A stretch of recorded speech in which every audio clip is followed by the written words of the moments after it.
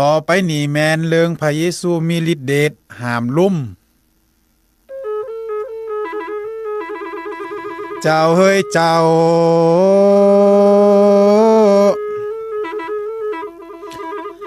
หาบาทเดียววันนี้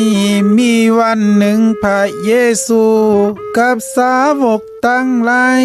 ได้เข้าเฮือลำหนึ่งว่าจะข้ามไปฝากนั้นในเวลานั้นก็มีลมปัดมาอย่างแห้งสาวกก็หยันตกใจหลายที่สุดเวลานั้นพระเยซูได้นอนหลับอยู่ในเฮือลำนั้น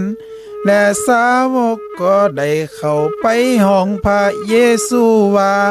อาจารย์เอ๋ยอาจารย์เอ๋ยพวกเฮานี่จะตายแล้ว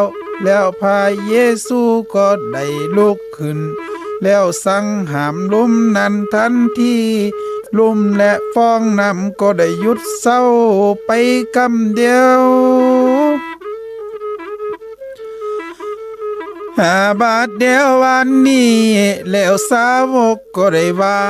กุณผู้นี้เป็นไผห้ามลมกับฟองน้ำนี่ก็ได้พระเจ้าเยซูได้สำแดงฤทธิ์เดช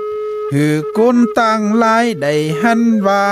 เขาเป็นกุณสร้างมีอำนาจเหนือธรรมศาสตร์หาบาทเดียววันนี้เขาเป็นเจ้าทุกสิ่งทุกอย่างอยู่เหนือหน้าแผ่นดินจึงจะมีลมใหญ่มาพระเจ้ามีอำนาจเฮ็ดได้จูอย่างและได้จอยชีวิตกุนเฮาปุ่นจากความตายบ่ว่าอยู่ที่ไหนตกที่คือที่จ้า